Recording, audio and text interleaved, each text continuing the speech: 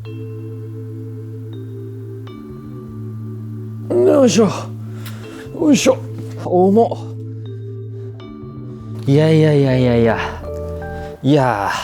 おはようございます。なごみけです。先週いろいろとアップルから新製品の発売のアナウンスがありましたが、そのうちの一つがスタジオディスプレイですね。僕も先日、その新型のスタジオディスプレイを実際に触る機会をいただきまして、今回スタジオディスプレイは2機種発表されまして、通常モデルとあと XDR のモデルで、この XDR がねすごいんですよ。本当に絵画みたいな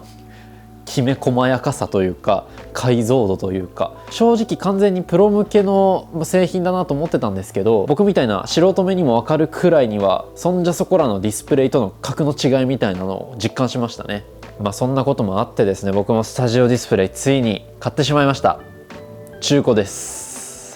当然ですね、このタイミングで新型の中古が出回っているわけもなく、こちらはですね2022年かなに発売された旧スタジオディスプレイの中古品になります。なぜこのタイミングで中古のスタジオディスプレイを購入したのかということも含めてお話ししていきたいと思います。にしてもいいですね。なぜ僕はこのスタジオディスプレイを中古で買ったのかというとですね、もともとは僕も新品の購入を予定していたんですね。この3月に新しいスタジオディスプレイが登場するんじゃないかっていう噂はもう方々から出ていたので、それをねちょっと狙って待っていたわけです。いざ発表されまして、で細かくスペックを見ていくとですね、実はこの旧型と新型の違いっていうのがほとんどないんですよ。XDR モデルが登場したことによってそっちに結構ね気を取られがちなんですが、通常モデルこの旧型と新型の違いは大きくですね、サンダーボルト3からサンダーボルト5に対応するようになった点、そしてこのフロントのカメラですね、ここがデスクビューに対応するようになった点、このディスプレイ、この画面としての解像度とか色彩表現とかそういったものが変わったわけではないですし、ハードウェアの見た目に関しても変わらない。問題はどっちかっていうと、このサンダーボルト3から5になるメリットがどこまであるかという話なんです。もう僕は結論から分かる通りいらないなと思ったんですよ。なぜかというと、僕が今メインで使っているマシンは MacBook Air M3 です。M3 Air はこの端子がサンダーボルト3対応なんですね。なのでディスプレイがどれだけ速かろうが MacBook の方がサンダーボルト3なんで全然恩恵を受けることはないですと。で今後仮に僕が MacBook を買い替えたとしても、僕のこのデスクおよびディスプレイの使い方としてこのサンダーボルトドックを使うんですよ。結構ねいろんなデバイスを接続したデスクのセットアップにしているので、このドックステーションはどうしても必要だと。 MacBook ドックステーションディスプレイっていう接続の順番になるわけですね。この間にかます必要があるわけです。となると当然この間にかますドックステーションもサンダーボルト5に対応している必要があるんですね。で今僕が使っているのはアンカーのサンダーボルト3のドックです。スタジオディスプレイはサンダーボルト3でそしたら十分ですよね。だし、今後もこの MacBook もドックステーションも全てをサンダーボルト5に対応させるにはちょっとね相応に時間がかかるんじゃないかなというふうに思いましたし、何より今その必要性を全然感じていないんですよね。この3でも転送速度とかにおいて特に不満はないです。これが僕がサンダーボルト3で十分だなと思った理由です。 MacBook とドックステーション、僕の場合はこの2つ両方ともサンダーボルト5にならないと新型のスタジオディスプレイの恩恵を受けないんですが、それはなんなら起こりえない現実かもしれないということで今回はこの旧型を購入しました。というのも、この新型の新品と旧型の中古では値段差がすごく大きいんですね。スタジオディスプレイは設置の方法で3つのこの形式を選べるんですね。で僕が購入したのはこの高さと傾きどちらも調整できるスタンドです。要は一番高いモデルですね。これだとこの新型の通常モデルのスタジオディスプレイは、36万だっけな、やばいですよね。一方で旧型の中古のこちらは21万円22万円くらいで購入しました。いや安くないよ。安くない、全然安くない。何ですこれ。だいたい値段差15万、そして、33% オフと考えると、サンダーボルト5にする意味はやっぱり限りなく僕の中では薄くなってくるということなんですね。ちなみに中古はいろんなところで取引されていて、僕も主にメルカリを中心に、あと一般的な中古のストアも見つつ購入をしました。結局僕が購入したのは楽天市場の中古 PC を扱うサイトだったかなと思います。で、冒頭でも伝えた通り、スタジオディスプレイ、僕正直 XDR はめちゃくちゃいいなと思ってしまいました。いやー、あれはねすごいですよ本当に願うならね XDR をそりゃ買いたいんですけど、お値段55万円なんですよ。正気では買えないですね。これは一緒に実機を触っていたレオ遠山さんもおっしゃっていたんですが、とんでもなくお金が余っていたら買いたいですね XDR は。ただね、僕55万円の元は多分今後も取れない気がするないずれにせよベストは XDR だったのかもしれないですが、到底現実的ではないので一番妥当なラインということでこちらを購入しましたという話です。ではですね、早速、これを開封して今使っているディスプレイと置き換えたいと思います。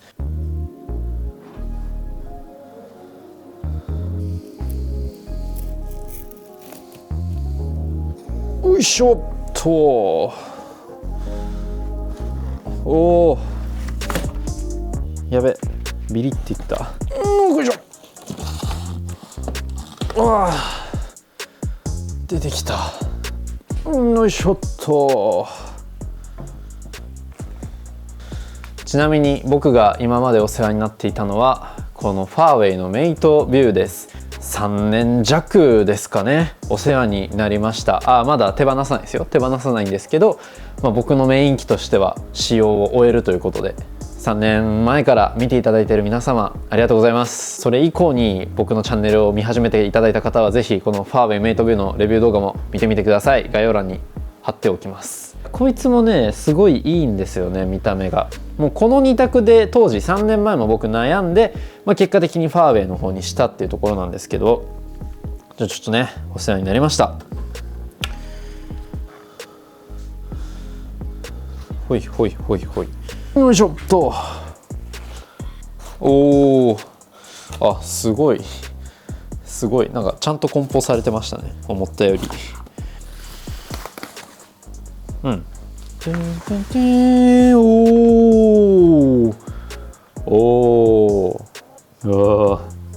綺麗ですね。いいっすね。いいっすね。いやい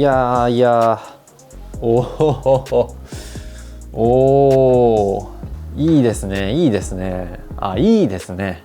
これはいいですね。なんかね、実物はそれこそ前回もハードウェア見ましたし、あとプレダクツのね、ファクトリーにも置いてあるので全然見たことはあるんですけど、家のセットアップに置くと感動がすごいですね。これは先ほど話した通りで傾きと高さを調整するディスプレイにしています。でその理由はこれですね。これプレダクツのダッシュボードというデスクシェルフを僕は置いているので、これ傾きを調整するスタンドだと高さが干渉するんですよね、どうしても。それもあり、ただベサマウントの方、あれはね僕ちょっとスタジオディスプレイのフォルムとしてのかっこよさを若干損なっている感じがあってあんまり好きじゃないので、これですよね。もうこれしかないんですよ、高くても。これ一択になっちゃうけど、とても良いですね。これは製品のレビューみたいなのを詳しくやりません。3、4年前に動画がいろんな人から出尽くしてると思うので、ぜひそちらを参照してください。そもそもスタジオディスプレイを買う必要があったのかという話なんですけど、ないですよ。ないです。そりゃ冷静になればね、冷静になりゃ買わないです。僕が前まで使ってたこのファーウェイのメイトビューで正直十分です。ここから言い訳というかね、こじつけの時間を始めようと思うんですけれども、このスタジオディスプレイは実はこのディスプレイの中に PC と同じようなチップが内蔵されています。からといって別にこれ単体で動くわけではなくて、主にカメラだとかスピーカーの処理において使われるそうなんですね。そう、このカメラとかスピーカーがこのディスプレイに搭載されているというのがめちゃくちゃでかいです。なかなかね、カメラ搭載のディスプレイってそう多くないんですよ。ゼロではないんですけど、どうしても見た目やぼったくなりがち。そこをスタジオディスプレイはもう全然ね、感じさせないというところなんですね。ウェブカメラってどうしても必要になってくるんですけど、もうね、見た目をどうしても邪魔してしまうんですよね。なので今まで僕メイトビューにウェブカメラを載せていませんでした。ただそれだとミーティング出れないので、その度に僕はこういったノートパソコンをですね、わざわざ出して置いてみたいなことをしていたんですね。見た目のためにいろんな犠牲を払っていたわけなんですが、これで完全に解決しますし、写りとか目線に関してもものすごく自然になるというところなんですね。マイクとかスピーカーも内蔵されていて、もうこのディスプレイ1枚でそれこそミーティングに出られたり映画楽しめたりっていうことなんですが、ちょっと申し訳ないんですけど、僕はですねデスクにマイク生やしてしまっているので、本当にマイクが必要な時はこれで喋りますし、あとスピーカーね、もう見えてると思うんですけど、まだ動画とかでは紹介してないんですが、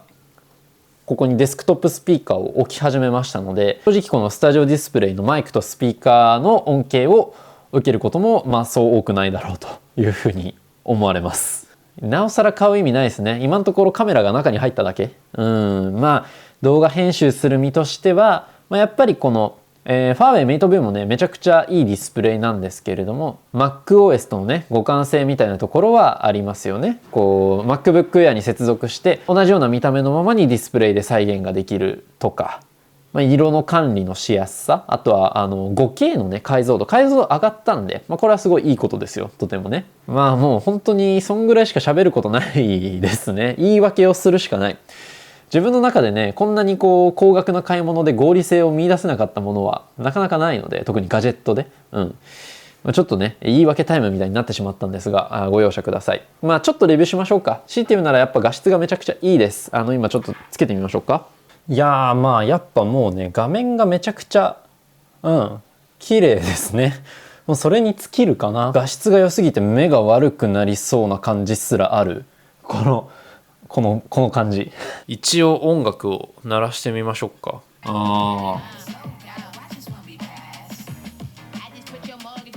デスクトップスピーカーにはもちろんねそれはかなわないところはありますが、とはいえディスプレイに搭載されているスピーカーとしてはもう十分だなと思いますね。僕の動画とか流したらなんかあらが目立ちそう。なんかあらが目立ちますね。これなんかあらが目立つの嫌だな。なんかこれズームもつけちゃいますか。これが今 MacBook のカメラからつけてるやつですね。当然こういうアングルですよね。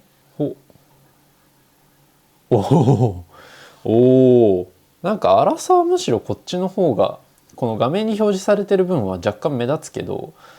とはいえアングルは理想的ですね。ちょっとこうしてあげる。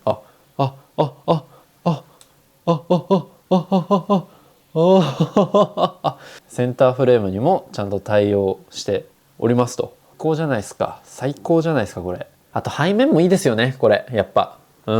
せっかくならデスクの背面を見せるようなやっぱりアイランド型のセットアップの方が僕も好きだななんて思うんですが、ちょっとね家の広さとかいろいろあるので、ちょっと要検討ということになっております。とそんな感じです。非常に買って満足をしているんですが、なんか万人におすすめできるわけでもなければ、自分の中ですらちょっとね正当性にまだ疑問の余地が残っているんですが、新品以外の選択肢としてこういうのもあるよというのをちょっとご案内というか、おすすめできたんじゃないかなというふうに思います。今後のね僕のデスク環境周りの動画も近々ちょっとね、総まとめとして出したいとは思いますので、ぜひ、チャンネル登録等よろしくお願いします。このチャンネルでは他にもライフスタイルに関する様々な動画を載せていますので、ぜひ合わせてチェックしてみてください。またチャンネル登録や高評価もよろしくお願いします。ということで今日はこの辺で。以上、なごみけでした。では。